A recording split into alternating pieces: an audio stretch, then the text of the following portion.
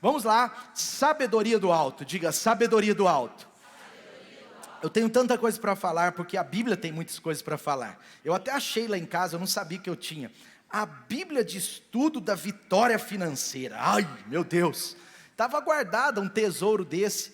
Bíblia de estudo da vitória financeira. Alguém, conseguiu pegar na Bíblia mais de 1000 lições de prosperidade. Mais de 1000 lições de prosperidade. Eu tinha essa Bíblia lá em casa que eu ganhei de um irmão há muito tempo. Não que eu a menosprezei, mas tem até uma dedicatória aqui. Eu ganhei de um irmão há muito tempo. Mas eu lembrei dessa Bíblia, preparando essa palavra. E a palavra de Deus é tão rica, tem tantas verdades, tantas coisas. Dava para falar um ano sobre esse assunto. Sabe por quê?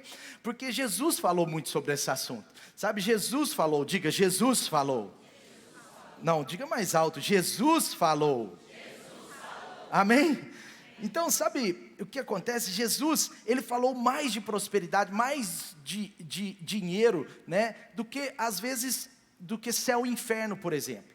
Do que oração, por exemplo. Não é que esse dinheiro tem mais importância, é porque faz parte da nossa vida, meu irmão. Faz parte, sim ou não faz ou não faz? Você já gastou dinheiro para estar aqui. Você já gastou dinheiro, não tem jeito de você não gastar dinheiro. E se você não gastou, alguém gastou para você. Peguei uma carona, pastor, amém, mas alguém gastou para você, Não tem jeito de fugir, isso faz parte da vida do homem desde a antiguidade. E Jesus falou muito sobre o dinheiro, porque Jesus sabia do coração do homem, como ele é inclinado a amar o dinheiro, Então a palavra de Jesus era para libertar as pessoas, não do dinheiro em si, mas do amor ao dinheiro. Então, dinheiro não é algo ruim para se pregar. Já estou indo bem direto ao assunto. Dinheiro não é algo ruim para se pregar. Dinheiro não é algo ruim para se ouvir. Para com isso, gente. Dinheiro está na Bíblia, do início ao fim. Tem dinheiro em todo lugar, Essa Bíblia até parece que ela é maior, porque fala tanto de dinheiro, ó. Parece que ela é mais grossa, Eu ainda não aprofundei em estudá-la, mas eu estava tirando algumas coisas daqui, a partir de Provérbios. Provérbios tem tantas coisas sobre esse assunto, e Deus quer que a gente aprenda a lidar com o dinheiro, porque Deus quer os seus filhos prosperando e não fracassando. Quem tem medo desse assunto, fracassa nele. Todo assunto que você pode ter algum temor, algum medo, pode ser exatamente o assunto do seu fracasso. E a Bíblia tem princípios de poder, princípios de prosperidade. Cuidado, prosperidade biblicamente é uma palavra, riqueza é outra, tá? Cuidado, mas a prosperidade bíblica é para todo filho de Deus. Sabe, Deus quer isso, não é um assunto de teologias da prosperidade. Pode ter excessos, mas o assunto é bíblico. Na Bíblia ele é maravilhoso, ele é um assunto de amor, é um assunto que Jesus levou muito a sério. Então, deixa eu te explicar, o dinheiro faz parte da nossa vida, e Jesus pregou sobre isso com muita tranquilidade, maturidade. E o problema de Deus, guarde isso, o problema de Deus não é com dinheiro. O problema de Deus é com amor ao dinheiro. E o que é problema para Deus? O que é problema para Deus é problema para mim. Amém? Diga assim, o que é problema para Deus tem que ser problema para mim. O amor ao dinheiro era uma característica de tolos. O amor ao dinheiro é algo perigoso, algo que toma o coração do homem, algo que faz o homem se desviar até da fé. O apóstolo Tiago está falando, alguns amaram tanto dinheiro que se desviaram da fé. Tem gente que começa bem na fé, quando entra o dinheiro perde a fé. Você vê que o problema de Deus não é com dinheiro, o problema de Jesus não é com dinheiro. O problema de Jesus, o problema de Deus, que é o meu e o seu problema, é o amor ao dinheiro, amém? E a sabedoria de Deus, no que diz respeito à prosperidade, é o que nos capacita. A sabedoria de Deus nessa área é que nos capacita a saber lidar com dinheiro. Sabe, nós não nascemos sabendo lidar com dinheiro. Talvez você venha de um lar que não teve uma escola muito boa nessa área. E isso não é para te culpar, mas é justamente para te mostrar que na palavra de Deus há uma oportunidade maravilhosa de você aprender, amém? Ah, pastor, mas já tem mais de 50 anos. Antes tarde do que nunca, meu irmão. Quanto mais cedo você aprender, melhor. Por isso que os jovens precisam ouvir de dinheiro. Por isso que os casais que estão recém-casados precisam ouvir de dinheiro, saber lidar com dinheiro. Porque o segundo maior motivo de derrota num casamento, o primeiro é a infidelidade. O segundo maior motivo de derrota num casamento tem sido o quê? Dinheiro. Problema de dinheiro. Sabe? E às vezes acontecem coisas terríveis nessa área. Então, a sabedoria de Deus é que nos capacita a lidar com o dinheiro, amém? O que é lidar com dinheiro, pastor? Primeiro, presta atenção, todo mundo acha que lidar com dinheiro é saber doar, é saber dar, né? Porque a igreja a gente ensina muitos princípios de generosidade, doação, e é verdade. Mas saber lidar com dinheiro também é saber ganhar. Faz sentido ou não? É saber ganhar, e a sabedoria de Deus ensina a gente a ganhar. A Bíblia fala sobre diligência no trabalho. A Bíblia fala contra um preguiçoso. Então, se a pessoa ela é generosa, mas é preguiçosa, não sei se ela vai prosperar. Porque tem um princípio lidando contra o outro. Quantos estão entendendo? Uma falta de princípio é em guerra com o outro. Faz sentido ou não? Então, sabedoria é também saber ganhar, é saber trabalhar, é saber investir, é saber também doar, é claro. Mas é tudo isso. E está tudo aqui na palavra de Deus, amém? Coloca as mãos no seu coração, talvez você não tenha uma Bíblia física aí, mas coloca simbolicamente e fala assim: a sabedoria para prosperar está na palavra de Deus, amém? Então a sabedoria para prosperar, ela está na palavra de Deus. A palavra de Deus fala: olha filho, ouve filho as palavras da sabedoria. Ouve as palavras do sábio e seja sábio. Sabe, às vezes você tem uma história de insensatez com dinheiro. Mas é justamente ao ouvir a palavra e praticar que você vai se tornar sábio em lidar com dinheiro. Eu conheço pessoas de verdade que eram tolos na área do dinheiro e hoje prosperaram muito. Hoje são pessoas que assim podem não somente ter a sua necessidade, mas tem para abençoar outras pessoas. Mas tem uma fase da sua vida que elas não sabiam lidar com dinheiro. E quando você fala: o que aconteceu na sua vida? Foi quando você converteu? Aí a pessoa fala: quando eu converti, começou essa fase. Mas não foi quando eu me converti. Quando eu criei uma nova postura, um novo estilo de vida. Sabe, sabedoria para prosperar, preste atenção, não é sobre um ato de obediência, mas é sobre um estilo de vida de acordo com a palavra, entendeu? É um estilo de vida, meu irmão, vale muito mais você ter um estilo de vida de prosperidade, não é, de princípios de prosperidade, do que um grande ato de prosperidade. Um grande ato de prosperidade pode ser bom, mas não é suficiente para mudar a sua história. O que muda a história de uma pessoa é a repostura, é você ter uma postura nova. 90%, segundo o pastor Cote, ele fala que 80 a 90% da transformação de uma pessoa tola ao lidar com dinheiro em uma pessoa sábia para prosperar, 80 a 90% tem a ver com a postura e não com algo espiritual assim que a pessoa recebeu, amém? Diga essa palavra comigo: postura. Então por isso que a Bíblia ela insiste nessa ideia de você e eu sabermos ouvir a sabedoria. Por isso que a Bíblia insiste, porque a palavra de Deus ela quer que eu e você prosperemos por essa maravilhosa porta, essa porta chamada sabedoria, amém? Está comigo aí? Bom, e aí eu estou terminando a introdução, mas eu quero falar mais uma coisa para você. Você sabia que, e eu falo isso com muito carinho, a principal porta de entrada da avareza, ou da falta de boa administração, em outras palavras, a principal porta de entrada da falta de sabedoria em lidar com dinheiro, a principal porta de entrada na vida de uma pessoa, né, ou talvez a grande porta de entrada, né, dos problemas ligados à falta de sabedoria para prosperar, sabe, na grande maioria das vezes, estou redundante para você entender, sabe, é herança familiar. Herança familiar. A maior porta de entrada na falta de sabedoria na área financeira é herança familiar. Diga essa palavra, herança familiar. Porque você vai guardando os destaques, tá? Herança familiar, por quê? Porque na verdade, muito do que da forma que a gente lida com dinheiro, tem a ver com aquilo que nós recebemos ou não recebemos dos nossos pais. E não é para você culpar, não é para você ficar falando, meu pai podia ter sido melhor nessa área. Não é, é para você ter a oportunidade de fazer uma avaliação em Deus. Sabe por quê, meu irmão? Ou você destrói essas maldições, ou elas vão destruir você.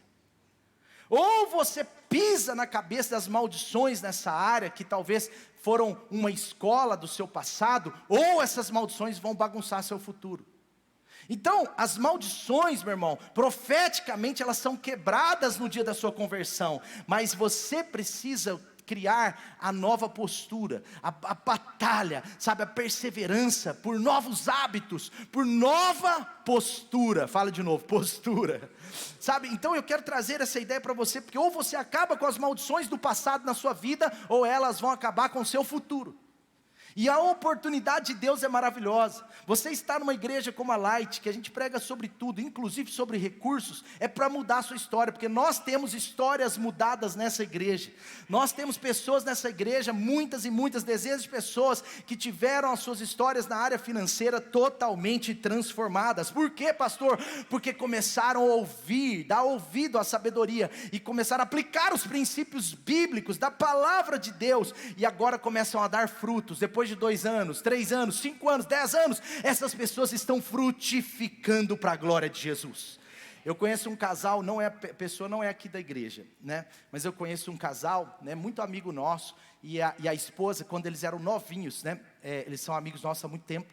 Quando eles eram novinhos, a esposa começou a aplicar os princípios, ela teve revelação, e o marido vem de uma família de muita pobreza, de muita avareza, de muita mentalidade ruim, assim, nessa área, tipo assim, demonizando a riqueza. E a menina, ela é uma menina órfã de pais e mães, ela nem teve instrução nem certa nem errada, mas ela abriu o coração, e ela começou a perceber em Deus sabedoria nessa área, ela começou a aplicar os princípios. Essa menina foi se tornando generosa, essa menina foi trabalhando diligentemente, ela era boa no seu trabalho, e o maridão, na época eles ganhavam a mesma coisa, né? 1,5 salário, 2 cada um. O maridão, maridão não, isso daí não tem nada a ver, eu nasci para ser pobre, eu não sei o que, sabe essa coisa assim, e ele nem ligava para nada, nem ligava, e a mulher firme, velho, firme. Eu conheço essa história, estou te falando de uma história de uma pessoa de 15 anos, essa história, e ela firme nos princípios, e a gente falava com ela, irmã, aplica mesmo, vai funcionar,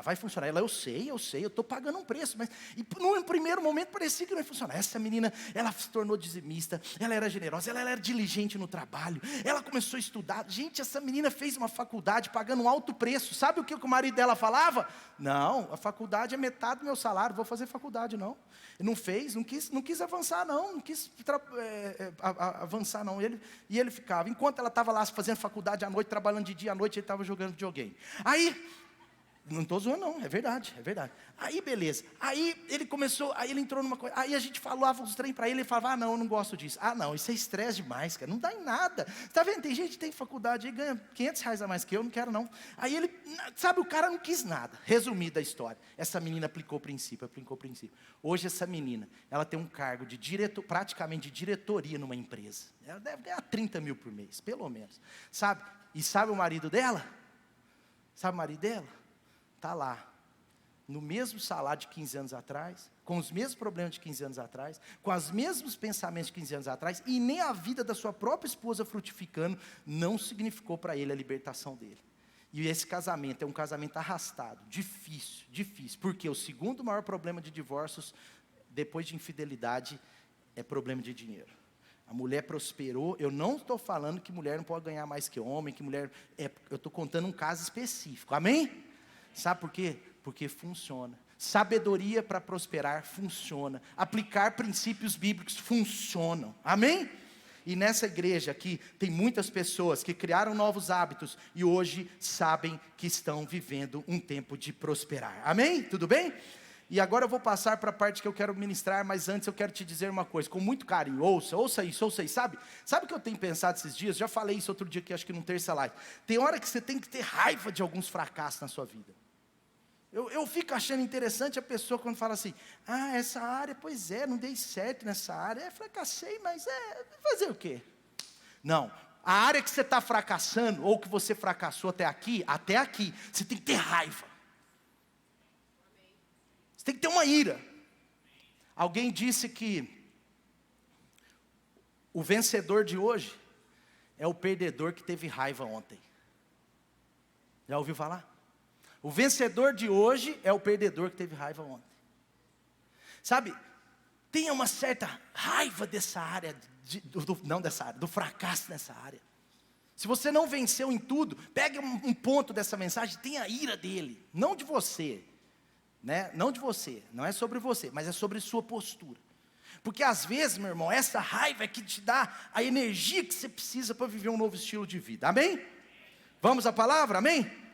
A Bíblia é repleta de ensino sobre isso e eu já quero falar diretamente sobre isso daqui, amém? Provérbios 16, 3, primeira coisa, olha o que diz: consagre ao Senhor tudo o que você faz, e os seus planos serão bem sucedidos. Provérbios 8, 17 e 21, e aqui eu começo mais profundamente. Esse é o texto que eu quero dar a partida aqui nessa palavra. Provérbios 8, 17 e 21, olha o que diz aí: amo os que me amam, amam os que me amam, e quem me procura me encontra. A sabedoria está dizendo, olha, quando você ama a sabedoria, e aqui é claro que é o Senhor, mas quando você ama a sabedoria, quando você procura a sabedoria, você vai encontrar. Está falando isso. Agora olha o que o texto continua, para desmistificar a gente. Olha o que fala: comigo estão pobreza, dificuldade, desonra. Está escrito isso aí? Porque você acha que Deus não tem prosperidade para a sua vida. E aqui são duas palavras diferentes: comigo estão riquezas, honra, prosperidade e justiça. Porque o Deus não gosta de riquezas que gerem injustiça. E a gente pode ter riqueza sem injustiça. Quando Deus dá riqueza para alguém e ele começa a injustiçar com o pobre, ele começa a cometer injustiça, mau caráter, sabe o que geralmente Deus faz? Corta, porque a fonte de riqueza é o Senhor. Olha só, comigo estão riquezas e honra, prosperidade e justiça duradouras. Meu fruto é melhor que o ouro, do que o ouro puro, o que eu ofereço é superior à prata, ando pelo caminho da retidão, veredas da justiça, concedendo riquezas, ele diz, eu estou concedendo riquezas aos que me amam, e eu encho seus celeiros, aí diz tesouros, aleluia. Sabe o que eu quero dizer? Quem busca o ouro e a prata, busca algo inferior. Você vê que o texto, parece que ele vai falar do ouro, mas ele não está falando do ouro. O centro desse texto não é sobre o ouro, é sobre a sabedoria. E esse é o ponto central. Porque as pessoas que estão com os olhos no ouro e na prata, tratando isso como superior, não vão receber o verdadeiro superior. Ele está dizendo, o superior não é o ouro e a prata, o que eu tenho é melhor do que o ouro e a prata. Pegue a ideia, isso é muito importante. Por quê? Porque muitas pessoas não prosperam, ou têm limitações nessa área, ou sem perceber caem no amor ao dinheiro, porque estão buscando o ouro e a prata. Meu alvo é o ouro, meu alvo é a prata, meu alvo é a riqueza, meu alvo é... E às vezes, esse tem que ser o seu alvo secundário nesse aspecto, lá embaixo, porque o seu alvo tem que ser a palavra, tem que ser a sabedoria. Se você aplicar os princípios, o resto é consequência. Prosperidade é mais uma consequência na sua vida de buscar a sabedoria, do que aquilo que você tem que buscar. Então o problema é o quê? É a prioridade. Ele está dizendo, olha só, eu tenho prosperidade, eu tenho justiça, eu tenho honra, eu tenho riquezas, eu tenho tudo isso. Deus está dizendo através de Cristo, Ele está dizendo, você tem tudo isso também, eu posso te conceder. Mas olha o que Ele está dizendo, quem busca o ouro ou a prata, está buscando algo inferior, mas quem busca a sabedoria tem tudo. O fruto, diga o fruto.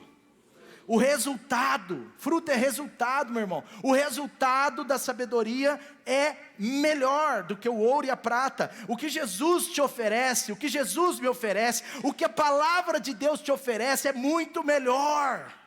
É muito melhor, por isso que tem gente que tem ouro e prata e é triste. Mas tem gente que não tem ouro e prata, mas tem tudo o que precisa. Amém?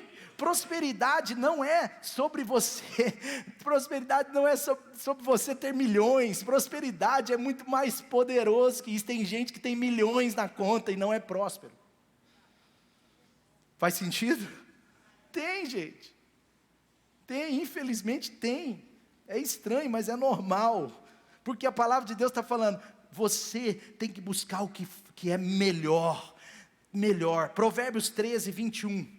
Provérbios 13, 21. Olha o que diz, a sabedoria está dizendo, a prosperidade é a recompensa do justo.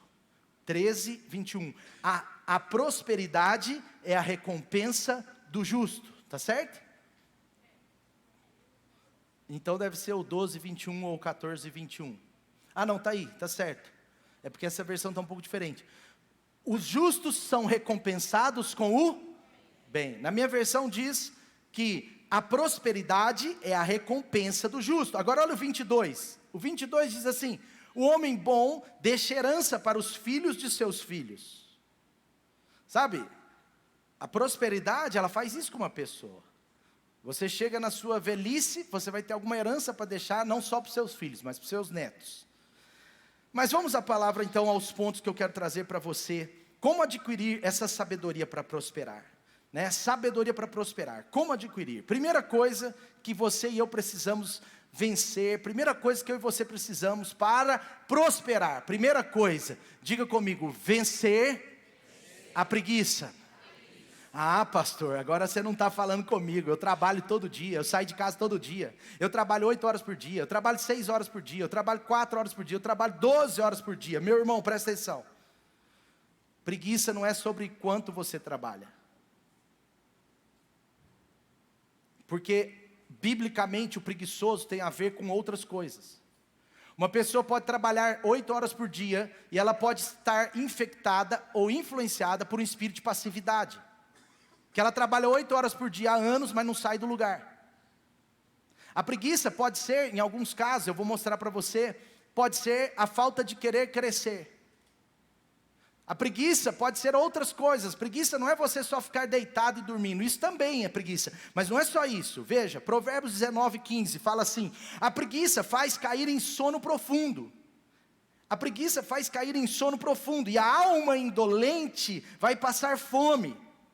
Meu irmão, eu fui pesquisar sobre essa palavra, sono profundo. Todas as vezes que a Bíblia fala de sono profundo, a Bíblia está falando de cegueira espiritual. A preguiça pode ser, de alguma forma, ela pode te levar, ou pode até estar relacionada a uma cegueira espiritual, de não enxergar as coisas de Deus nessa área. Preguiça, preste atenção, guarde isso, preguiça é um problema mais da mente do que do corpo. Preguiça é um problema do espírito, mais do que do corpo. Claro, muitas vezes reflete no corpo. Provérbios 6, olha o que diz aí, Provérbios 6, versículo 4. Está falando para a pessoa que está devendo. Está falando, olha, eu não vou ler 1 ao 3, mas fala, olha, se você caiu na mão de alguém, foi fiador, está devendo, o que deve é escravo de quem ele deve. Mas olha o que diz, versículo 4, não se entregue ao sono, não descanse, livre-se rápido como a gazela se livra do caçador, como uma ave se livra do laço que pode aprender. Meu irmão, você está com dívida, mesmo que não foi proposital, você tem dívidas em banco, dívidas talvez com pessoas aí que você precisa acertar. Meu irmão, corra atrás e resolva, é um conselho de sabedoria para a sua vida. Quando você corre atrás, resolve suas dívidas, Deus parece que derrama algo especial. Eu fiquei 2 anos da minha vida pagando dívida, porque o primeiro ano do meu casamento eu fui um tolo nessa área. Eu já contei várias vezes aqui. Eu fui muito tolo nessa área, não a Dani, mas eu. Eu fui tolo, eu gastei 1 ano o dobro do que eu ganhava. E eu fui gastando nos limites de cartão de crédito, nos limites, é igual a criança, né? É igual a criancinha, né? A criança vira para o pai fala assim, filho, esse mês papai não tem dinheiro, não dá para a gente fazer essa viagem, não dá para a gente ir nesse lugar, esse mês papai não tem dinheiro. Aí a criança fala para o papai e fala assim, pai, só pagar no cartão. Aí tem a criança mais espertinha que fala assim, pai, você não tem dinheiro? É só ir no banco e sacar. Né? Que a criança acha que é só apertar um botão que o dinheiro sai.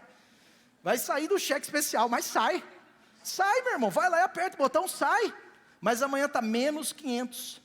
Tira mais 500, menos 1.000, sim ou não? Então, o primeiro ano do meu casamento foi assim, terrível para mim. Eu fui muito tolo, e eu omitia da Dani essas coisas. Aí, eu passei 2 anos e meio da minha vida com um nível de vida muito abaixo do que eu ganhava. Eu tinha um nível de vida de quem ganhava metade do que eu ganhava. Por quê? Porque eu estava focado em pagar as dívidas. Eu vendi meu carro, eu fiquei sem carro. Eu trabalhei, aquela história que você já sabe, trabalhei com um sapato só. Quem não gasta pneu, gasta sapato. E eu trabalhei com um sapato só. Um dia eu cheguei na casa de uma pessoa, estava numa visita, dobrei o sapato, estava um furo embaixo. Só que eu sempre fui generoso, mesmo nesses momentos. E eu sempre honrei a Deus. Mas eu tinha sido tolo na administração. Porque honrar a Deus, generosidade é uma coisa. Você pode ser generoso e ser um tolo para administrar. Foi o meu caso. Eu era generoso, honrava a Deus, mas tolo na administração. Palavra forte, está na palavra de Deus. E eu estava assim. Aí a pessoa me viu, ficou olhando meu sapato. Eu fiquei com vergonha, troquei o pé. Mas aí acho que o marido viu, não, estou brincando. Aí beleza, no final eu recebi um cheque para comprar um sapato na Sérgios, sem propaganda, mas a pessoa falou, compra o melhor lá na Sérgios. E aquele dinheiro, meu irmão, dava para comprar o melhor sapato da Sérgios, louvado seja Deus. Mas sabe por que eu deixava Deus suprir? Porque eu precisava ser como aquele pássaro esperto que está fugindo, mas não é fugir para esconder, porque aqui não diz fuja para esconder, aqui está dizendo, você tem que resolver, você tem que correr mais. Você está com dívida, você tem que correr mais. Você tem que trabalhar um pouco mais. Homem, está com dívida, arruma um outro emprego, trabalha à noite, por 1 ano, por 2 anos. Ah, pastor, mas vou ficar cansado. É para isso mesmo. A Bíblia está dizendo, não descanse, meu filho. Você não tem como descansar, você endividou. O endividado não descansa. Ele estressa, mas não descansa. Estou errado? Está comigo aí? Provérbios 6, versículo 4. Não durma 8 horas, durma 6, só 2 anos. Meu irmão, eu ficava louco, eu pegava todo o trabalho extra na empresa, eu trabalhava sábados para ganhar hora extra. A hora extra era muito boa na empresa que eu trabalhava sábados e sábados para ganhar hora extra. Eu dava um jeito, eu arrumava uma viagem para ganhar quilometragem de carro. Eu fui humilde, cheguei para os gerentes e falei, cara, eu estou quebrado, me ajuda. E aí surgiu um trabalho extra, eles lembravam do quebrado. Esse cara está quebrado, eu vou ajudar ele. O quebrado era eu. Eles já sabiam. Aí beleza. Aí, gente, 2 anos e meio, passei, num bom sentido, comi o pão que o diabo amassou, como diz o ditado, né? Mas eu estava a caminho da prosperidade. Porque a questão não é se você já experimenta ou não a prosperidade. A questão é se você está a caminho dela ou contra ela. Eu estava a caminho dela, no meu caso. Estou contando a minha experiência. Depois de 2 anos e meio, 3, eu sofri muito, né? Lá em casa, normalmente tinha muita salsicha, muito acém moído e muito frango. E na época, hoje o frango está muito caro, na época era muito barato o frango. Então lá em casa era assim, ó, gente, frango é maravilhoso para quem está sem dinheiro. Lá em casa era fricassê de frango, estrogonofe de frango, bife de frango, pedacinho de frango, restinho de frango, tudo de frango, nugget de frango, chicken de frango, chicken do chicken, tudo de frango. A gente ficou 2 anos comendo frango e orando para os irmãos chamar a gente para comer filé mignon. Aí o telefone tocava sábado, eu já criava aquela expectativa. Dani, o Douglas e a Jennifer tá ligando. E eu atendia. Meu amigo, meu irmão, quer vir almoçar aqui em casa amanhã? Eu já olhava para a Dani e falava, aleluia. Chegava lá, costelinha com barbecue. Só melhorando, sabe? Deus vai suprindo. Aí no outro domingo, ligava minha sogra, minha mãe. E aí eu ia comer na casa dos outros, coisas que eu não comia em casa. Mas foi só 2 anos e meio, eu tenho 15 anos de casado, valeu a pena ou não? Então, meu irmão, você está com dívida, se vira, corre atrás. Tá? Trabalha um pouco mais, pede conselhos, pede ajuda para alguém, vai no banco, refinancia, dá um jeito. Deus tem a bênção dele sobre a sua vida. Ele te capacita a pagar essas dívidas, ele te dá um escape, ele faz um milagre. E aí tem um monte de milagre nesse caminho, mas eu preciso falar para você dos princípios. Queria ficar dando testemunho a manhã inteira. Bora. Provérbios, continuando aí. Olha o que ele diz no versículo 6. Agora ele entra num novo nível. Ele fala assim: ô filho, observe a formiga. Vá até a formiga. Eita. Aí ele dá uma elogiada aqui. Ele dá uma chamada de atenção, preguiçoso. Reflita nos caminhos dela e seja sábio. Então, presta atenção. A palavra de Deus está falando, se você quiser aprender mais ainda, vai até a formiga, fica de olho no que ela faz, que você vai ser sábio. Aí você vai lá hoje, lá no quintal da sua casa, e vai orando em línguas. Deus vai falar com você. Aí, mas a Bíblia já está te falando o que você vai ver. Olha só, presta atenção. Primeira coisa que você vai ver, versículo 7. Pega essa chave. Primeira coisa que você vai ver. Olha só o versículo 7. Ela não precisa de chefe para trabalhar bem. Gente, se você só trabalha quando seu chefe está vendo, se você só faz o que seu chefe pede, o que sua empresa pede, nada mais, você não é nada mais. Você não é nada além. A formiga não precisa ter chefe, ela tem um alvo, ela quer ter provisão, ela quer fazer algo a mais, ela quer avançar, ela não precisa de ficar alguém falando com ela sabe o trabalho dela, ela tem foco. Olha que interessante, quem trabalha motivado só pelo chicote do chefe, não costuma ter sucesso, acaba fazendo apenas o que é pedido, faz só o mínimo. Quem faz só o mínimo, ganha o mínimo. Make sense? Faz sentido? A formiga, meu irmão, ela trabalha bem. Por quê? Porque ela quer fazer mais do que o normal. Quando alguém vai ser promovido no trabalho, uma das coisas que o líder olha é se ele faz mais do que é pedido, ou se ele só faz o que é pedido. Quando alguém vai ser demitido, ele olha se o que é pedido ele faz reclamando ou não faz. Então é uma dica de sabedoria bíblica para nós, amém? Está aí comigo? Segundo, presta atenção, versículo 7, olha o que diz aí. Ela não tem chefe, nem supervisor, nem governante, e ainda assim armazena suas provisões no verão, na época da colheita, ela vai ajuntando alimentos. Segunda coisa, preste atenção, a formiga armazena nos períodos de vacas gordas. Nos períodos de vacas gordas.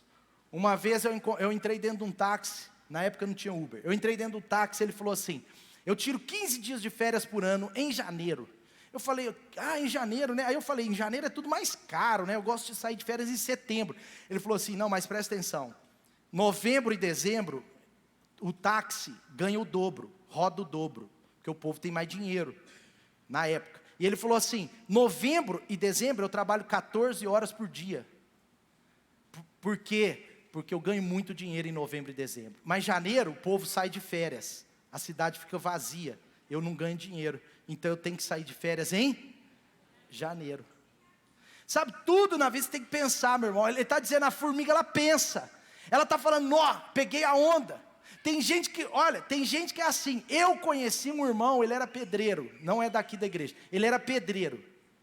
Eu não estou zoando, acredite se quiser, mas isso é mais comum que você pensa. Quando ele pegava uma boa construção, ficava 6 semanas, 2 meses, ganhando dinheiro, sabe o que ele fazia? Ficava 1 mês parado na rocinha dele. E eu falei, meu irmão, mas por que você parou? Ele falou assim, pastor, porque eu já ganhei o necessário, aí eu paro. Tem gente que é assim, meu irmão, já ficou satisfeito, bati a meta, vou parar de vender, dia 22 para de vender, já bateu a meta? Meu irmão, vai bater na meta, bate a dupla meta, dobra a meta, de uma meta, faz qualquer coisa na meta. Mas chega no dia 30, você é o melhor vendedor da empresa. Para que ser um comum se você tem a oportunidade de ser alguém extraordinário? Sabe, Deus te dá oportunidade, vai atrás, corre, sabe, isso é um valor que a Bíblia está dizendo, aprenda com a formiga. Então a segunda coisa, a formiga armazena provisões no período de vacas gordas, em outras palavras, ela junta dinheiro, ela faz investimento, ela trabalha um pouquinho mais, ela pega as oportunidades, olha, está numa vibe boa, eu vou pegar essa oportunidade. Eu me lembro quando eu trabalhava no banco, uma vez eu fui abrir conta numa empresa, e quando você conseguir abrir uma conta de pessoa jurídica, conforme a empresa, naturalmente você já abria 20, 30, 40 contas de pessoa física. E essa empresa, eu consegui, só que o cara falou para mim, olha, eu tenho 3 turnos de trabalho. 3 turnos. E se você quiser abrir conta dos meus 70, 80 funcionários, né, todos que tiverem o nome limpo, que quiserem, é claro, mas você vai precisar vir aqui à noite, talvez até de madrugada. Meu irmão, não deu outra. Eu falei, posso vir essa madrugada? Ele falou, essa não, porque eu tenho que conversar. Mas na outra semana, eu conversei com o meu gerente do banco, fui lá, meus irmãos, eu dobrei a meta aquele mês. Porque eu abri quase 16 contas nas noites, eu fui lá à noite. Eu não lembro que horas, mas eu fui lá à noite, 10 da noite, 11 horas da noite, era o café do turno da noite. Aí eles paravam, aí eu dei uma mini palestra, né, abri as contas, nem todos quiseram, mas os que quiseram abri 15, 16 contas. Eu dobrei a meta que eu tinha de abrir contas. Mas eu lembro que tinha um rapaz, que inclusive não se deu bem depois, mas ele falou assim comigo, cara, você é doido? O que o banco vai te pagar para abrir conta à noite? Que isso, cara? Seu horário é 5:30. Eu falei, não, cara, tá tranquilo, eu vou lá, quem sabe eu abro uma conta.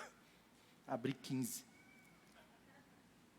Até porque eu não podia contar para ele meu segredo. Brincadeira. Bora, olha só, eu li num livro de sabedoria do Dr. Mike Murdock, um dos gênios de sabedoria bíblica, que mora em Dallas, alguns conhecem, ele tem muitos livros nessa área. Ele falou o seguinte, é a opinião dele, mas talvez pode servir para alguém. Se uma pessoa está há mais de 3 anos sem juntar recursos, é provável que ela tenha um problema cultural com armazenamento. Se você está mais de 3 anos, é porque já é cultura você não juntar dinheiro. Ok? Ele falou outra coisa, faça um teste se você sabe armazenar. Se a maior parte da sua vida até aqui você juntou, é porque você provavelmente consegue viver esse princípio, assim, você já viveu esse princípio. Parabéns, você juntou a maior parte da sua vida. Agora, se a maior parte da sua vida até aqui, você gastou mais que ganha, você precisa urgentemente de uma nova postura. Feche os seus olhos, um exercício de 1 minuto, 30 segundos. Primeira coisa, feche seus olhos. Tem mais de 3 anos que você não junta dinheiro? É um conselho de alguém que estuda essa área. Mais de 3 anos que você não junta dinheiro? Pode ser que você precise de uma nova postura hoje. Feche seus olhos. Segunda pergunta, segundo teste, para mim e para você. Na sua vida profissional, de trabalho, de renda até hoje. Então vamos supor, você trabalha desde 18 anos, você tem, por exemplo, 30. Então tem 12 anos que você trabalha. 12 anos que você tem renda. Você juntou dinheiro mais de 6 anos? A maior parte da sua vida trabalhada, juntou o recurso? Acumulou o recurso? Guardou o investimento? Ou só gastou? Pode abrir os seus olhos. É um teste de sabedoria para você. E por último, formiga. Vamos voltar à formiga. Aprenda com a formiga. Olha só que interessante. Por último, diz assim, versículo 9. Até quando você vai ficar aí deitado? Até quando vai se levantar desse sono? Tira uma soneca, cochila um pouco, cruza os braços, descansa. Sua pobreza vai te surpreender. Vai vir como um assaltante, e a sua necessidade vai vir sobre a sua vida como um homem armado. Ou seja, ele está falando, pode acontecer de repente, mas não foi de repente. Foi porque você não aproveitou a oportunidade lá atrás. Nunca é de repente, meu irmão. Eu estava super tranquilo, de repente, quando eu me vi, eu estava todo endividado. Não é de repente. Amém? O texto está dizendo. Terceira coisa para você aprender com a formiga. Ela não para, ela é esforçada, ela não quer somente o necessário. Meu irmão, a formiga, ela não é alguém que só quer o básico. Pode ser que alguém que só faça o básico, só quer o básico. Por isso que você tem que tomar cuidado. Ah, mas eu nunca desejei só o básico. Não é o seu desejo, é a sua atitude. Beleza? Não é o nosso desejo. Ninguém deseja ter só o necessário. Todo mundo deseja mais. Não é possível. Ninguém deseja. Sabe? Agora, a questão não é um desejo. Ele está dizendo sobre uma prática. Aprenda com a formiga. A formiga é prática. Outra coisa. Um jovem precisa ter alvos. Jovem que não tem alvo, não chega em lugar nenhum. Jovem tem que ter alvo. Alvo de comprar uma moto, de comprar um carro, de comprar um apartamento, de guardar 50 mil reais. Alvos são muito importantes. Sabe, o jovem que ainda mora na casa dos pais, é a oportunidade dele juntar um dinheiro, meu irmão. Porque quando ele tiver a sua própria casa, ai, ai, ai. Ai, ai, ai. Dodói. E é legal, porque você pega os jovens empolgados para casar, você fala, cara, quanto você acha que precisa, pelo menos para o casal, assim, ter o básico, um aluguel, não sei o quê.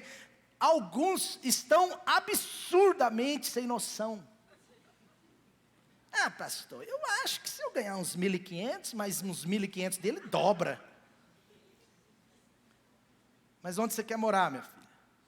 No final de Matozinhos? Não, pastor, eu quero morar aqui no Palmares. Ou se não, ali na Cidade Nova.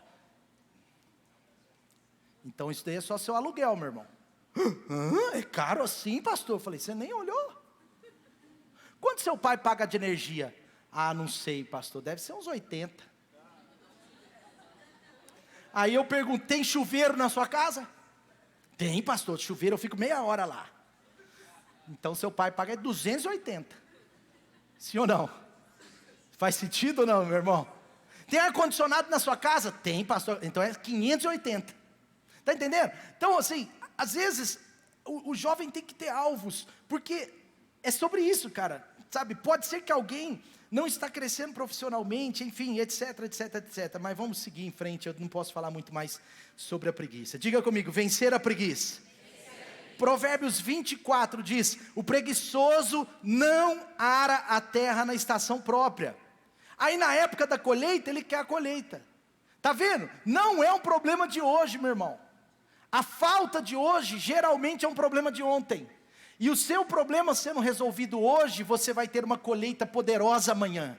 Sabe, Deus, a sabedoria, está dizendo, o cara, está vendo, a preguiça não é o cara que não faz nada necessariamente, mas olha, ele não está trabalhando a terra, ele não aproveita a estação, aí na época da colheita não acha nada, por isso que o Douglas até ministrou com muita propriedade semana passada, né? Por isso que você vê assim, quando aquele servo foi chamado por Deus de servo mau e fiel, mau e infiel, sabe qual foi a característica dele? Que ele não plantou, ele enterrou. Enterrar não é plantar. Deus não te chamou para enterrar as suas habilidades, Deus não te chamou para enterrar a sua inteligência, Deus não te chamou, jovem, para enterrar a sua força de trabalho, Deus te chamou para plantá-la. Plante, sabe, eu estava lendo sobre várias coisas, esse tema eu gosto muito, eu estava lendo sobre uma pesquisa, preste atenção nisso, essas coisas assim eu tenho que deixar bem claro, não está na Bíblia, tá, meu irmão, que eu vou falar, mas são pessoas que pesquisam, sabe, preste atenção, o jovem que tem sede por prosperar, o jovem, normalmente ele trabalha, o saudável, é ele trabalhar de 10 a 12 horas até 30 anos de idade. Meu irmão, até 30 anos de idade, é normal um jovem, principalmente homem, trabalhar de 10 a 12 horas. Agora, depois de 30 anos, até cerca de 40, 45 anos, a pessoa que quer prosperar, geralmente trabalha de 8 a 10. Agora, isso principalmente para os homens. Agora, depois dos 45, o cara, em tese, que está nesse ritmo, ele já prosperou. Aí ele começa a trabalhar em torno de 7 a 8 horas. E depois dos 65, 4 horas. Você já viu que tem gente que é o contrário? O jovem que não trabalha, quando chega com 40 anos, ele fica louco. Porque ele tem 2 filhos, 3 filhos, 5 filhos. Coitado do meu irmão. Ele tem um filho, 2 filhos, tem uma esposa. Ele tem que pagar aluguel, pagar financiamento, pagar carro, pagar escola, pagar não sei o quê, pagar não sei o quê, pagar não sei o quê. Aí na fase que ele tinha que ter trabalhado 12 horas, ele trabalhou só 6. Estou de boa, velho. Aí quando ele tem 40, que era para ele trabalhar 8, por quê? Porque é a idade, meu irmão, eu não estou velho, mas 8 horas por dia é o normal. Um homem de 40 anos vai trabalhar 8 horas e meia, 9, não faz sentido um homem de 50 anos trabalhando 12 horas, se ele está fazendo isso, é porque lá atrás ele não fez aquilo. Pesquisa, não está na Bíblia, por favor. Mas nós temos que, a Bíblia diz que o sábio, ele ouve os sábios, pode ser uma sabedoria nessa área. Servo mau e infiel, você não plantou, você apenas enterrou, porque você teve medo. Se eu fizer uma faculdade e não arrumar emprego. Outro dia um jovem falou isso para mim, pastor, eu falei, cara, você tem 22 anos, você está fazendo, não pastor, eu trabalho, velho, eu chego 9, saio 5:30. Falei, entendi, à noite? Não, à noite eu vou na célula, terça light. O cara é espiritualista, o cara é gospel. Falei, meu irmão, Deus te deu direção para você não fazer faculdade? Deus falou que você não faz, sua pegada é outra. Você vai fazer um bom curso técnico, tudo bem, pode ser, não tem problema não. Às vezes o cara tem uma pegada mesmo, vai ser um excelente técnico, vai ser um bom cozinheiro, vai ser um bom técnico em alguma área, ótimo, não tem problema não. Ele falou assim, não, Deus não falou nada comigo não. Falei, qual a sua especialidade? Faço de tudo. Meu irmão, quem fala assim? Aí eu peguei, é sério, não é mentira essa história. Infelizmente foi aqui na igreja. Aí eu falei assim, meu irmão, mas vem cá, mas faz uma faculdade, cara, você tem 20 e poucos anos, 23, sei lá, 22. Você faz a faculdade, meu irmão. Ele falou assim, pastor, mas se eu fizer e depois não arrumar um emprego? Meu irmão, junta dinheiro, meu irmão. Aí ele, mas é tão pouco, o que vai adiantar eu juntar R$100?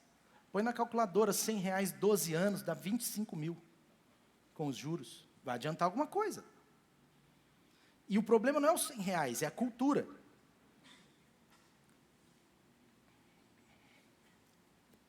Vamos seguir? Ou pode parar? Eu já estou no primeiro ponto. Tem mais 10 minutos. Deixa eu tomar água, meu Deus, perdão. Eclesiastes 10:10. Agora presta atenção. Não adianta só a força. Você tem que fazer o que? A Bíblia está dizendo que você e eu temos que fazer o quê? Afiar o machado, meu irmão. Afiar o machado.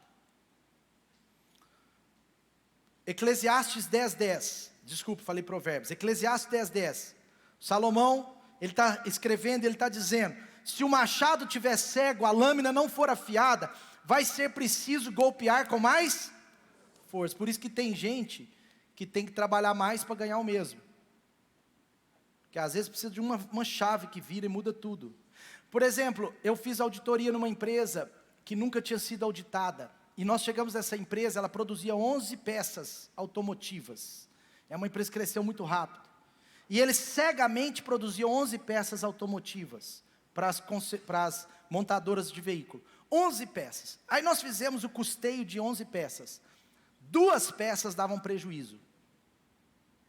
4 peças ou 3 não davam lucro. E 4, 5 peças que dava todo o lucro da empresa. Nós chamamos a diretoria, simples, e falamos, cara, para de produzir essas 2 peças. Olha que loucura. Essa empresa parou de produzir aquelas 2 peças, vendeu uma máquina que valia não sei quantos mil ou milhares de reais, faturou menos, presta atenção, faturou mais ou menos? Faturou menos. E lucrou?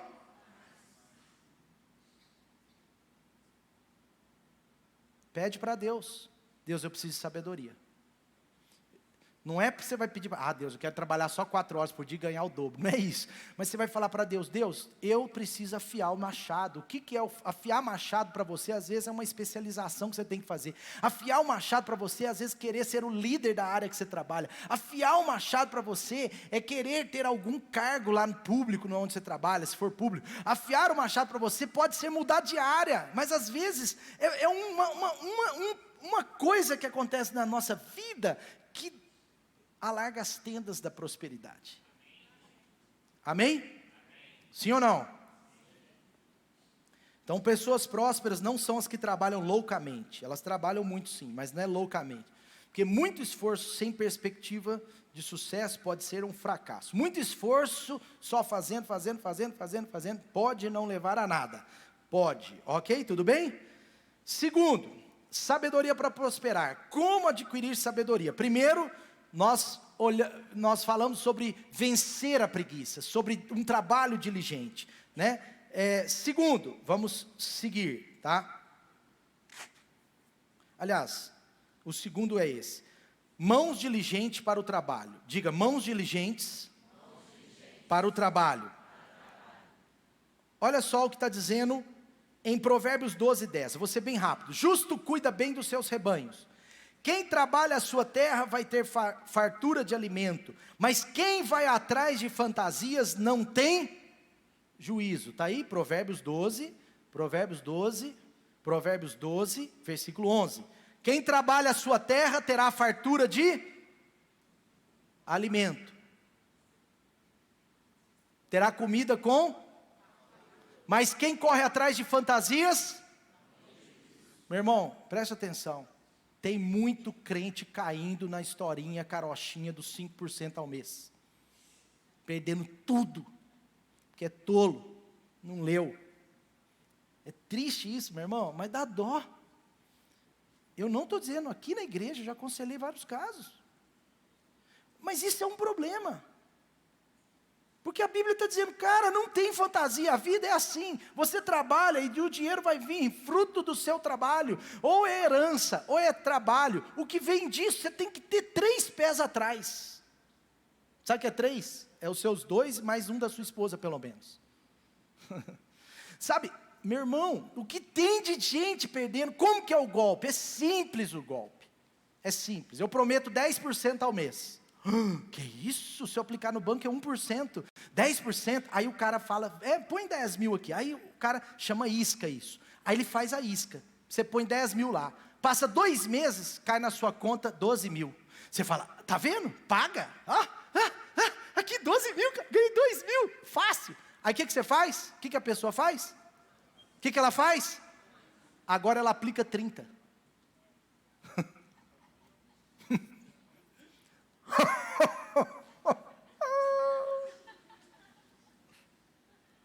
Aí ela aplica 30 mil.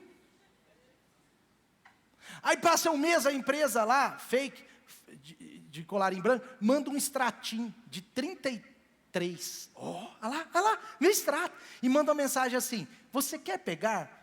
Mas agora, se você pegar, vai ser difícil reaplicar, porque tem muita gente querendo aplicar. Aí a pessoa fica assim, não, mês que vem vai dar 3.300, deixa o dinheiro aí. Aí vai. Sabe o que acontece? Nunca mais vê o dinheiro. E esse 30, ela vai pagando o outro.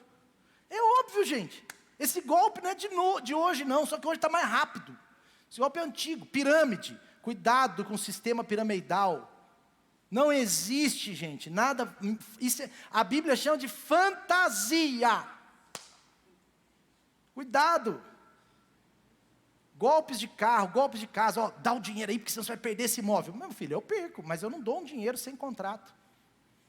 Eu não dou dinheiro se você não for no cartório assinar, não for não dou. Gente, Deus fez você para vencer nessa área. Então a Bíblia está dizendo, vai lavrar sua terra, mas não fica atrás de fantasia. Todo mundo que fica atrás de fantasia se dá mal. Amém? Só uma dica aí, porque é muito... Gente, o que eu já chorei. Gente, deixa eu contar uma coisa. Teve uma pessoa... Não vou contar, não.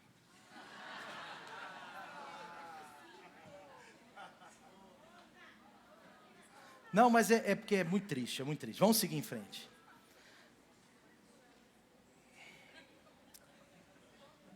Nossa, tem tantas coisas aqui. Bom, próximo. Deixa eu te dar mais uma dica. Eu estou falando de trabalho diligente, amém? Segunda coisa para prosperar, trabalho diligente. Provérbios 28:19. Provérbios 28:19. Quem trabalha a sua terra vai ter comida com fartura, mas quem persegue fantasias vai cair na miséria. Tá bom? Então vamos lá, trabalhar a terra, cuidar do meu trabalho, ser um profissional melhor, Bom, vamos fazer planos, etc. Mas vamos lá. Agora deixa eu dar uma dica para o jovem, tá bom? O jovem precisa cuidar da ordem das coisas. Provérbios 24, 27. Olha o que diz. Provérbios 24, 27. Termine primeiro. Diga comigo, primeiro. É para quem isso aí? Para o jovem. Cadê os jovens? Fica de pé, jovem. Vamos, nós queremos te ver. Vai. Quem é jovem? Fica de pé. Olha aí, cara. Vamos aplaudir esses jovens lindos. Tem mais jovem aí escondido. E aliás, se eu fosse você de quarentão, ficava de pé também, tá? Poxa, quem é jovem? Eu estava de pé ali, ó. Pode sentar, pode sentar. Mas presta atenção, olha só. Termine primeiro, termine primeiro o seu trabalho a céu aberto. Primeiro, deixe o quê? Deixe pronta a sua lavoura. E depois,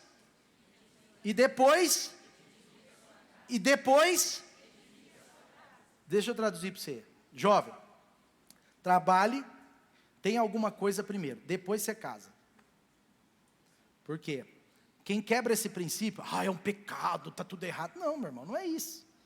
Mas pena nos 5 a 10 primeiros anos do casamento, coisas que não precisava. Passa dores que não precisavam sofrer. Sofrem dores que não precisavam sofrer. Isso é um conselho bíblico. Isso é um conselho bíblico. Minha irmã, você vai casar com um jovem, ele tem 5 anos que ele trabalha.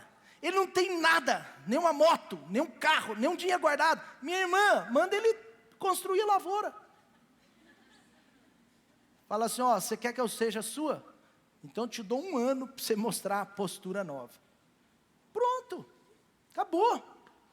Gente, o amor, ele tem que ser mais racional, ele não pode ser, apaixonada por esse safadinho. Estou apaixonada por esse safadinho, ele é muito lindo. Olha o cabelo desse menino. Ele chega na igreja, passa aquele perfume. Minha irmã, ele comprou o perfume no cheque especial. Para de ser tola. Seja mais racional, cara. Seja mais racional.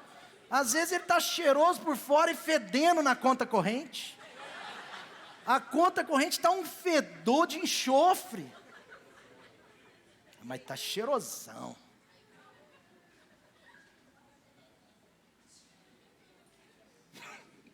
Da onde saem essas coisas eu não sei, mas estou falando. A jovem precisa ser um pouco mais exigente, meu irmão. Entendeu? Se o cara tem 25 anos de idade e não tem nada, você tem que pensar por que ele não tem nada. Ajuda o cara. Aproveita que ele está apaixonado por você e transforma a paixão em razão. Para ele entender que a vida não é assim. Sabe por quê? Presta atenção. O cara que tem 25, 30 anos não tem nada, na verdade ele é como um jovem de 18. Você casaria com um menino de 17 anos? Sim ou não? Mulheres, meninas, você casaria com um jovem de 18? Se ele fosse o Neymar, né?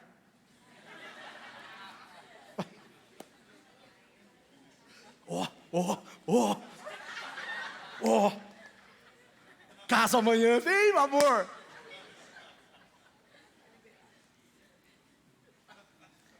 Agora normal, vida verdadeira, amém? Vida real, ok? Jovens, cadê as jovens moças aí? Você casaria com um menino de 17 anos? Sim ou não? Não, claro que não. Estou falando de exceção não, estou falando normalmente. Mas um menino de 25, 30 que não construiu nada, é um menino de 18. E se você é o cara que está me ouvindo, sabe o que você faz? Sai daqui, meu irmão, pede perdão para Deus e muda a sua postura, porque as meninas vão começar a ver você. Porque se é o contrário, fica chovendo. Você não entendeu? Senão você dizia, glória a Deus. Perdão as brincadeiras, gente, mas é um princípio, amém? Faz sentido ou não? Eu anotei aqui, contar a história do meu sogro. Cheguei para namorar a Dani, eu namorei 4 meses mais ou menos. porque na verdade foi tipo uma corte, a gente fez e tal. Mas aí 4 meses eu fui lá pedir ela em casamento. Meu sogro até deu dor de barriga. Ficou todo assim, 4 meses. Esse menino é louco, já apareceu aqui. E eu cheguei lá, tranquilo. Cheguei lá, sentei, aquela cara pálida. Não é fácil, né, gente? Aí cheguei e falei assim, então, eu estou aqui, seu Antônio, porque eu queria dizer que eu quero casar com a Dani. Aí lá, tá bom, que legal. Aí isso era em junho. Eu falei, eu quero ficar noivo com ela esse mês, no final do mês, e eu quero casar com ela no máximo em 6 meses, 1 ano. Aí ele viu que era sério. Ele olhou para mim, eu vi que ele ficou assim, estranho, ficou vermelho. E ele virou para mim e falou assim, tá bom, mas você quer casar com ela rápido assim? Por quê? Eu falei, por causa do propósito de Deus, contei tudo. Ele falou, então tá. Então deixa eu te fazer umas perguntas. Primeira pergunta dele, quanto você ganha? Perguntou de boa, quanto você ganha? Foi ou não foi, Dani? E o pior, gente, que eu tive que falar. Só que eu não era bobo, eu falei, eu ganho isso, mas eu estou para ser promovido. E era verdade. Aí, ele falou, a segunda pergunta, o que você tem? Você tem 23 anos, 24 anos? O que você tem? Você trabalha desde quando? Desde 16. O que você tem? Eu tenho um bom coração.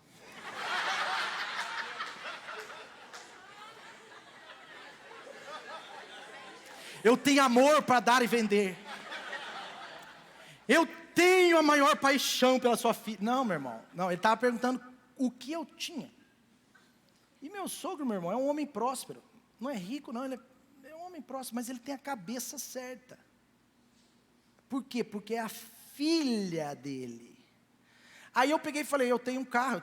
Falei, eu tenho um carro, tenho um dinheirinho guardado. Aí ele ficou assim, falou assim, só? Não, tô zoando. Aí ele falou assim, falou só não, tô brincando. Aí ele falou assim, a última coisa, ele falou, então tá, terceira coisa. Ele falou várias coisas. Aí ele falou assim, terceira coisa. Aí ele falou assim, você consegue dar para minha filha uma vida, pelo menos mais ou menos igual que ela tem hoje? Aí eu não soube responder. Não sabia. E eu falei para ele assim, acho que sim, mas eu vou pensar nisso daí. Eu acho que sim, mas eu quero dar. Porque a filha, ela tem um nível na casa, ela sai, o nível baixa muito. Sabe o que acontece? Problema no casamento.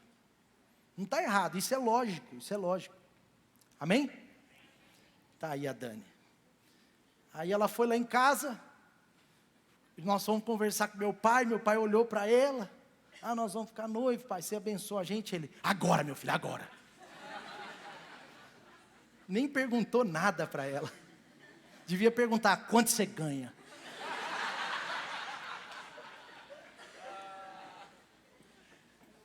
Eu achei que meu pai ia perguntar alguma coisa, pelo menos. Sujou, gente, sujou. Deixa eu seguir então, para terminar. Terceiro, princípio bem rápido, tratar bem os pobres. Se você quiser prosperar, precisa aprender a tratar pobres com dignidade. Aí você fala assim, pastor, mas eu sou pobre.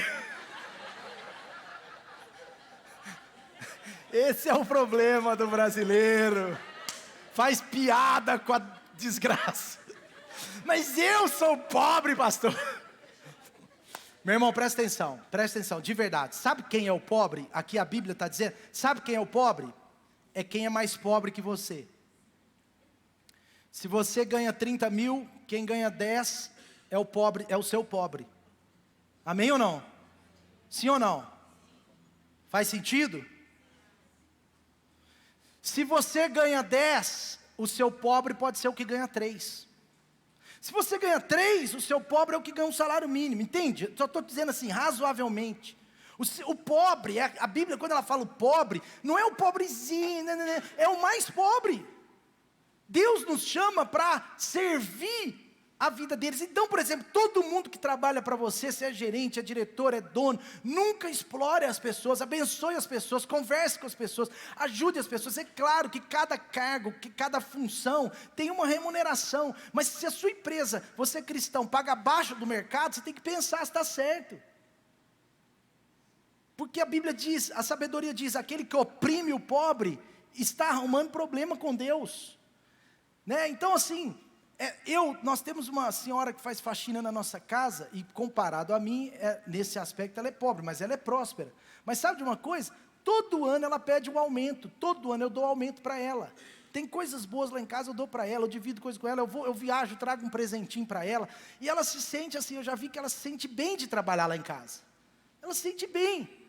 Eu não fico falando para ela, não, mas você quer R$10 de aumento esse ano? Porque são 8 vezes no mês, é R$80, e eu fico, não, vamos ajustar aqui. No início do casamento eu cheguei a fazer isso umas vezes, mas Deus mexeu comigo. Ela está cuidando da minha casa, gente, está cuidando de tudo, ela tem a chave da minha casa. Entendeu? Aquela mulher é importante para mim, eu valorizo ela, tudo que eu posso eu falo com ela. Às vezes ela vai sair de férias, chega em dezembro, ela não ganha 13º, ela não ganha porque ela ganha por faxina, mas em dezembro eu e a Dani a gente dobra para ela. Porque nós dobramos, eu, a Dani e meu sogro também faz isso. A gente pega lá 2 faxinas, 3 e dobra. Olha, está aqui uma faxina X, eu te dou 2X, 2 faxinas X, XX, eu te dou XX. Por que a gente faz isso? Porque ela é profissional liberal, não ganha 13º, eu faço por minha conta. Porque eu quero abençoar ela, eu quero ser o canal de Deus para ela. Eu fico o tempo inteiro, você está pagando seu INSS? Ela fala, tô. Eu falo, então paga, tá direitinho? Tá, deixa eu ver. E um dia eu falei, deixa eu ver aí. Tá, estou pagando meu INSS. Eu faço tudo direitinho com ela. Então assim, você tem que cuidar para todos que são mais pobres que você pode ser um instrumento de Deus. Olha só, quem despreza o pobre está cometendo pecado, Provérbios 14:21, mas como é feliz aquele que trata com bondade os mais necessitados, amém? Provérbios 19:17 diz, quem trata bem os pobres, empresta ao Senhor. Quem trata bem os pobres, empresta a Deus. Meu irmão, Deus nunca fica devendo nada para ninguém. Trate bem as pessoas, ajude as pessoas, tudo que você puder fazer, faça para as pessoas. Nunca, sabe, faça tudo que você puder, sabe, quem dá aos pobres nunca passará necessidade, mas quem finge que não os vê, quem fecha os olhos, Provérbios 28:27, quem fecha os olhos para eles, vai acabar tendo maldições. Olha só que loucura. Terceira chave de sabedoria para prosperar, abençoe os mais pobres, amém? Abençoe os mais pobres, tudo que você puder fazer, faça. Sabe, quando eu vou vender uma coisa para alguém, geralmente, por exemplo, se eu troco para um carro melhor, um exemplo, pode ser que o meu carro anterior, eu estou vendendo para alguém que está um pouco atrás de mim nessa área. Então eu sempre faço um preço menor. Se eu troco o celular, eu estou pegando um melhor, o celular meu está sendo melhor para outra pessoa, sim ou não? Eu vendo mais barato. Se é pessoa que eu conheço, eu vendo mais barato. Por quê? Porque eu quero abençoar. Ou senão eu oferto, eu já ofertei celular, já ofertei carro, já fiz essas coisas. Mas sabe, você tem que entender que Deus vai estar com você nisso. Vai estar com você, percebeu uma necessidade, dá uma oferta, abençoe a pessoa. Mas essa pessoa não é a mais legal, não é a mais amiga. Não, você dá porque é um mandamento de Deus. Uma vez eu estava tomando banho, acho que eu já contei isso. Eu estava tomando banho, lá, eu tinha uma poupancinha. Aí eu estava orando no banho. Aí o Espírito Santo falou para mim, dá 300 para aquele irmão. Isso é muito tempo, era bom dinheiro. Eu falei, eu acho que eu ouvi certo, Senhor, era 30? 30? 30, isso tem 10 anos, 30, Deus falou, 300, tá bom. Esses dias eu fui numa nobrista, o Espírito Santo falou para mim, dá a melhor nota que você tem para ele. Eu falei, vixe. Aí eu abri a Bíblia, eu abri a carteira, aí eu tinha 5, 5 e 10, não, 5, 5 e 20, eu dei R$20 para ele olhou assim, mas eu tinha pagado 30 conto no estacionamento, aí ele olhou assim e falou assim, você já pagou o estacionamento? Eu falei, não, é para você, meu irmão. Aí ele, obrigado. Colocou no bolso, porque não está acostumado a receber R$20, né? Então assim, mas Deus fala, às vezes Deus toca, sabe? Aí eu dei 300 conto para essa pessoa, ela estava necessitada. Sabe quantas vezes nós já ajudamos pessoas, né? Nossa, uma vez o irmão, a casa dele estava com goteira, meu irmão. Aí eu reuni alguns homens da igreja rápido, nós fizemos tipo uma vaquinha, né? A gente reuniu dinheiro, trocamos o telhado, passamos aquela massa, manta, anti-água na casa. Colocamos porta, ajudamos, fizemos. Aí veio a chuva. Aí eu liguei para a esposa do irmão, falei, e aí, choveu dentro de casa? Ela, não, glória a Deus, não choveu. Começou a chorar, não choveu, só estou chovendo lágrimas agora. Aleluia. Sabe, então nós ajudamos, você tem que ajudar, amém? Gente, nós passamos a pandemia nessa igreja, o tanto que nós ajudamos, porque precisava. Tinha gente que estava com Covid, que não tinha dinheiro para comprar os remédios do Bolsonaro, não tinha dinheiro. Tinha dinheiro lá, o negócio, vai, toma o dinheiro, compra. A gente ajudou, amém ou não? Não, ninguém vai passar necessidade. Aí nós ligamos para o empresário. Teve um empresário que falou assim, quanto que dá 5 mil reais de cesta? Na época dava 60 cestas, 40 cestas, sei lá. Compra tudo em cesta, compramos cesta, aí dobramos as cestas, aí chamamos outras famílias, aí ligava para as pessoas, as células fizeram vaquinha, ajudaram. Ninguém nessa igreja passou necessidade na pandemia. Pelo contrário, muita gente prosperou aqui. Porque isso é cultura, amém? E agora eu vou terminar porque eu já vou ministrar a oferta. Olha que legal. Então, pastor, agora você vai falar de dinheiro. Estou falando desde o início.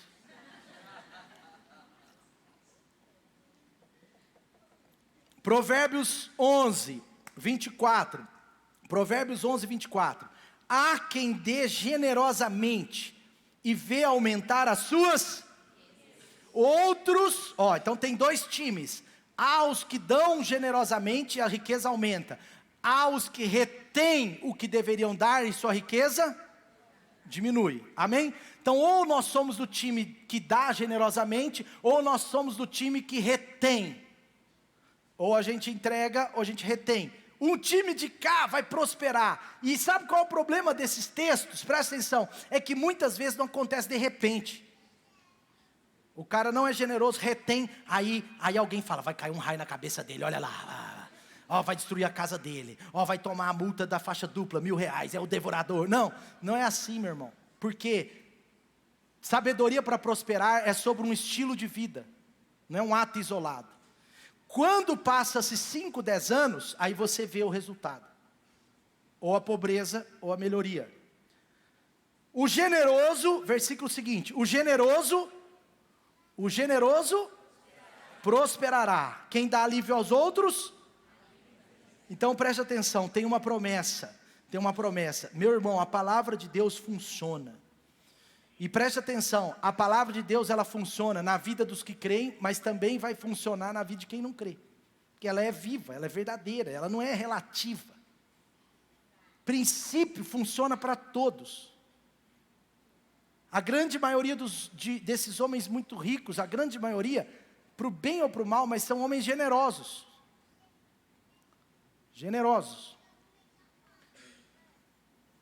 Eu participei de uma palestra e estava a esposa do Bill Gates, acho que é Melinda Gates, esposa do Bill Gates. Ele tem um instituto, Bill Gates é o dono do Windows, da Microsoft. Ele tem um instituto que ele já doou, eu não sei quantos bilhões, não é milhões, bilhões. Ele tem casas de recuperação em países pobres da África, da Ásia, que você não imagina.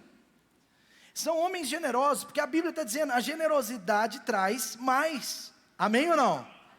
Então guarde isso, quem tem dificuldades de doar generosamente, pode ter as portas fechadas para um próximo nível.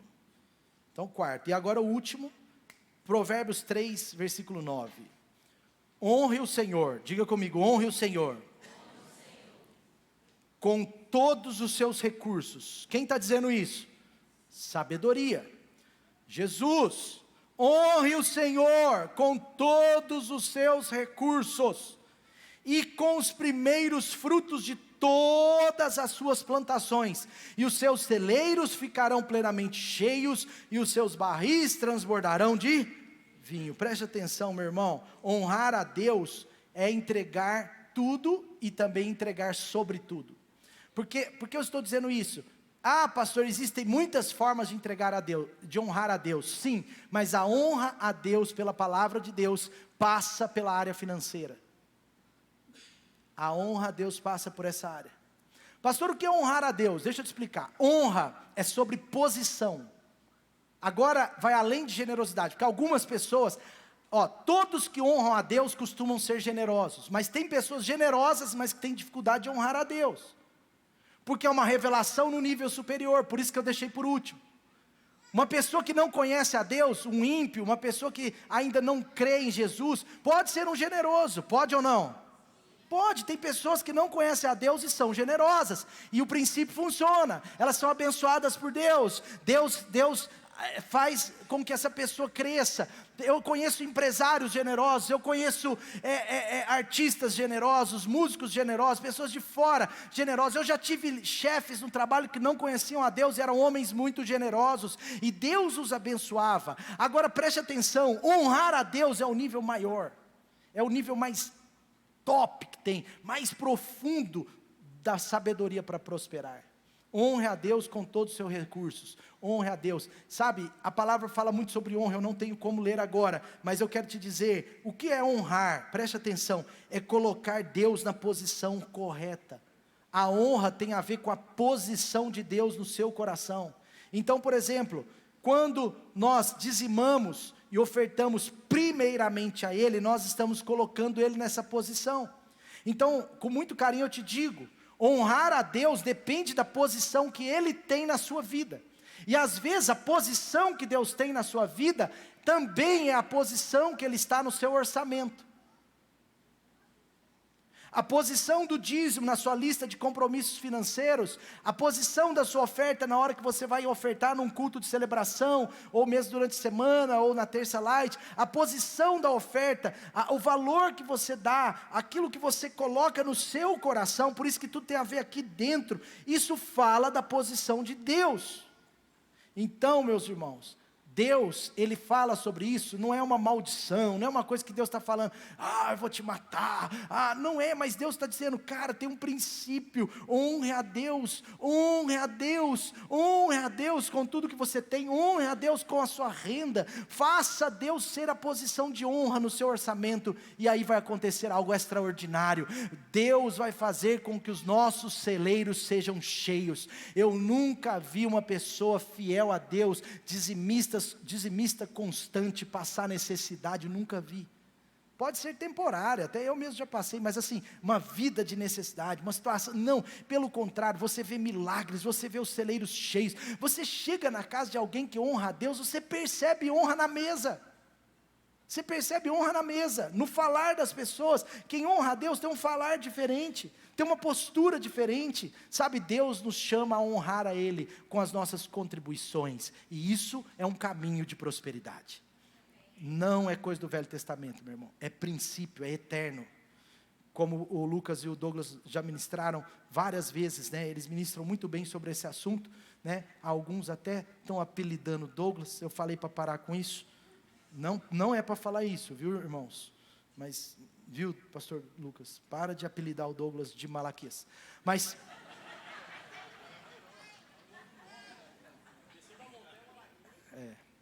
sabe, eles explicam com tanta verdade, e sabe uma coisa, que eles já falaram aqui muitas vezes, até esqueci o ponto que eu estava, sabe uma coisa que eles ministram aqui com muita propriedade, é que honrar a Deus tem a ver com a posição que Ele tem em nossas vidas.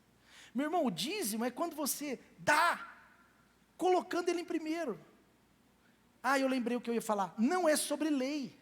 O dízimo, irmão, veio antes da lei, por quê? Porque um homem honroso que prosperou muito, e a Bíblia fala, Abraão, que já era rico, enriquecia ainda mais. Pode ler, Abraão, que já era rico, enriquecia ainda mais.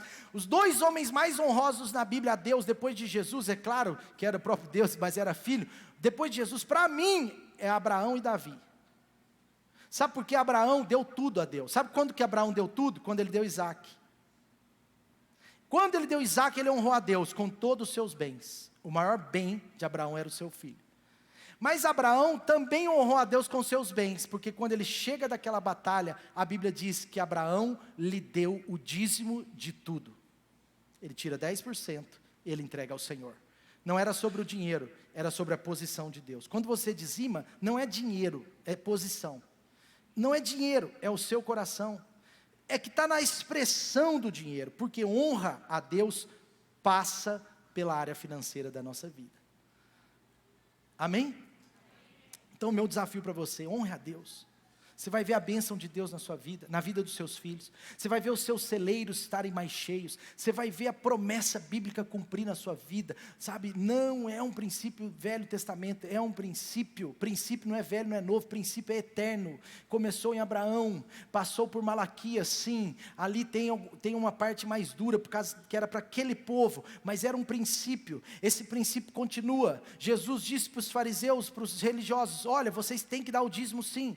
Agora não adianta vocês ficarem dizimando e desonrando pai e mãe. É isso que Jesus disse. Mas Jesus não disse contra isso. E quando você chega em Hebreus 7 fala claramente: olha, lá no velho, o dízimo era entregado ao sacerdote, mas no novo, ele é entregue ao sumo sacerdote, Jesus Cristo, Filho de Deus. Amém? Vamos ficar de pé?